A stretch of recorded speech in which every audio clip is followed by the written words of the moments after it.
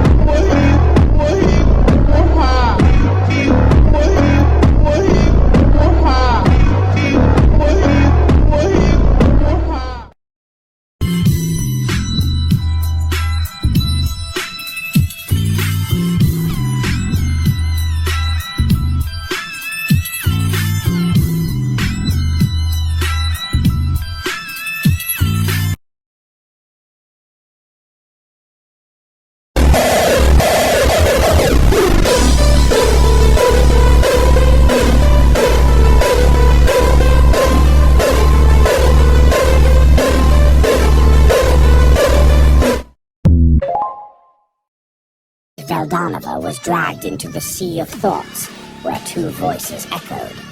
Startled, he muttered, "Could it be Lucia?" A calm voice answered, "No, that's not true. I am Ciel, the Manas, the Wisdom Core, who exists for the supreme Rimuru Sama." Ciel continued, "Master is all-powerful, but with me around, he couldn't fully accept his own achievements. Therefore, I used you." Behind Ciel, Veldanava sensed a presence he knew well. "Are you really Lucia?" A gentle voice replied, "Yes." Ciel gathered the fragments of my soul and restored me. Then Ciel explained everything. Ciel combined the many elements that had gathered around Rimuru, as well as the Lucia factors that Veldanava had collected, and succeeded in recreating Lucia. Shizue Izawa, Hinata Sakaguchi, Chloe Obel, and several others had fragments of Lucia's genes scattered throughout them. They had all been collected through Rimuru and then integrated by Ciel. It's finally finished. There are still some missing elements, so it's not perfect, but the match rate is over 99%. And thus, Lucia's soul separated from Rimuru's, appearing before Veldanava.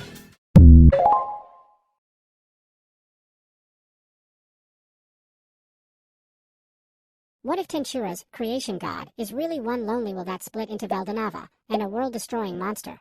Before anything in Tensura, there was only one will, often called the all-in-one god. It was perfect, all-powerful, and alone.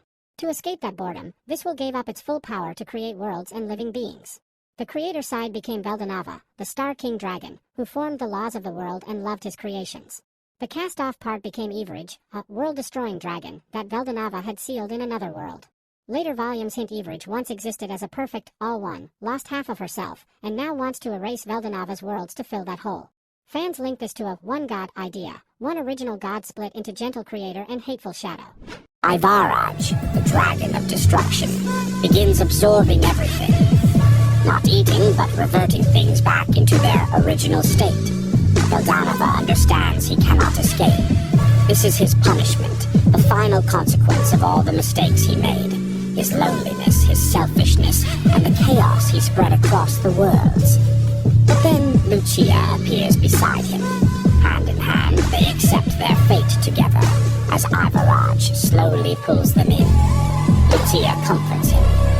Veldanava's heart softens. He feels peace for the first time. It's okay, because there is hope for us too. Hope. Elpis.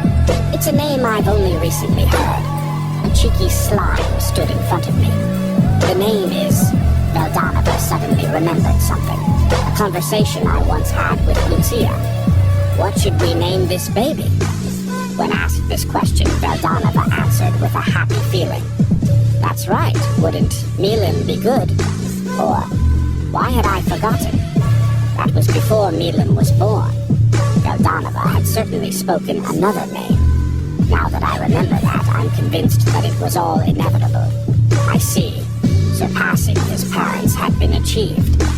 As he was about to be assimilated by Ivarage, Veldanava felt enveloped in happiness once again.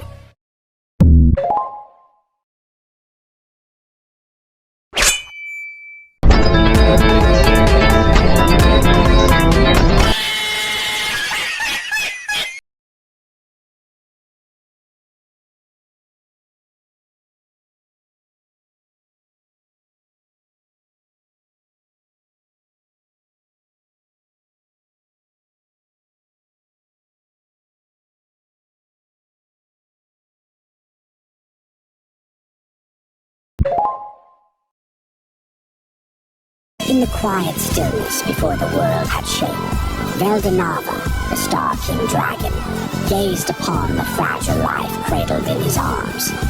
A soul born not from flesh, but from pure possibility. A tiny spark that shimmered brighter than any star he had ever woven into existence. In that moment, even the creator of worlds felt something he had never known. Hope. He lifted the newborn, letting the radiance of creation wash gently across the small, formless body. You will be the light that guides the ages, he whispered, a rare warmth softening the voice of a god.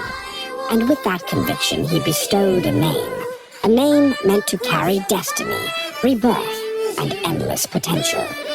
Elpis, the embodiment of hope itself.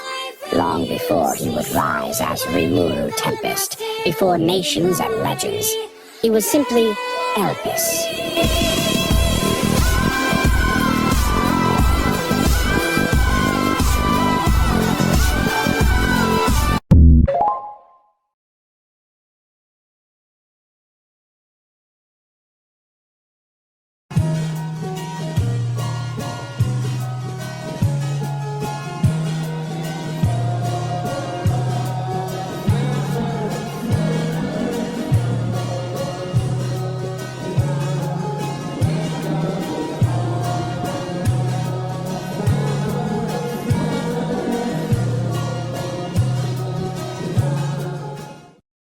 The child of the Creator was scattered, reborn far from divine eyes, hidden within fate's blind spot. With a human's death, a slime is born. The world shakes. That soul resurfaced as Rimuru Tempest, a seemingly harmless existence that evolved with every challenge, every victory, every kill, until the sealed divinity inside him began to awaken. This was never chance. This was the rise of Veldanava's heir, a god reborn in the body of a monster. With the final impact shot, Rimuru is crowned in the celestial flame of creation. The world does not face a demon lord, but the true dragon of the creator god himself. A divine calamity destined to rewrite existence.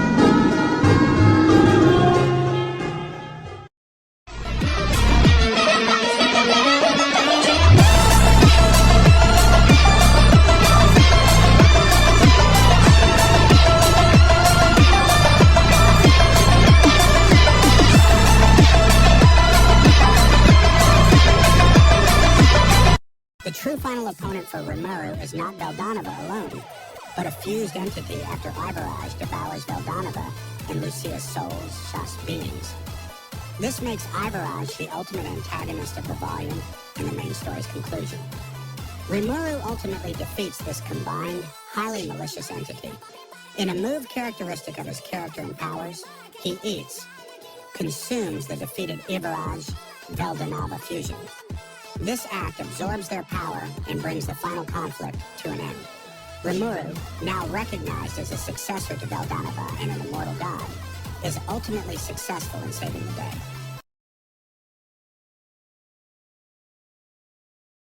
The era of balance came to an end. After Rimuru defeated Ivarage, also known as Ivarage, Guy Crimson declared his ascension. Rimuru Tempest was no longer merely a demon lord. He would stand as the great demon lord, the one who ruled above them all. Milim and Ramaris voiced their support without hesitation. Luminous then delivered the decisive argument. Rimuru's influence had grown so immense that even his subordinates now rivaled demon lords themselves, rendering any opposition meaningless. She further stated that de Gruel would raise no objections, effectively speaking on his behalf. Dino accepted the decision without resistance. A final confirmation came from Leon. Admitting that he could not even perceive how the battle had ended, Leon formally acknowledged Rimuru as his superior. With that, the octagram was broken. They were no longer 8 demon lords standing as equals. Rimuru stood above them, with 7 beneath him. Thus, the octagram was dissolved and replaced by a new order, the 7 luminary sovereigns, marking the end of balance and the beginning of an era ruled by a single slime. Okay, everyone, so after the final battle and bringing peace to the world, Rimuru, after becoming an eternal sovereign, he uses his enhanced abilities to travel across time and space back to Earth. He specifically travels back to the moment his past human self, Satoru Mikami, was dying from a stab wound. Rimuru saves his dying past self by healing him and leaves a portion of his consciousness and memories with Mikami Satoru. This results in 2 separate Rimurus existing. The original one who returns to the other world to rule Tempest, and the human Satoru Mikami who survives on Earth, believing his experiences as a slime were just a strange dream, which he then decides to write as a story. Rimuru Tempest lives in Tempest with his friends in Ciel, while Satoru Mikami, with his family and friends, lives on Earth.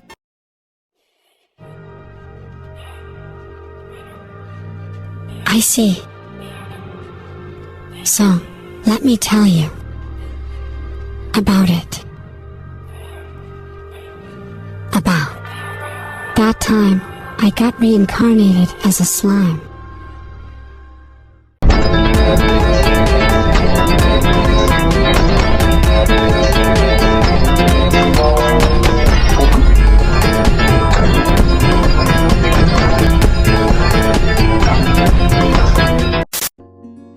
What's up? Been a while since I last spoke with my voice right. Just wanted to say that this is the last video for this year. I honestly don't have much to say, so I'll keep it short. I wish you all a happy new year and yeah, see you soon with a new video.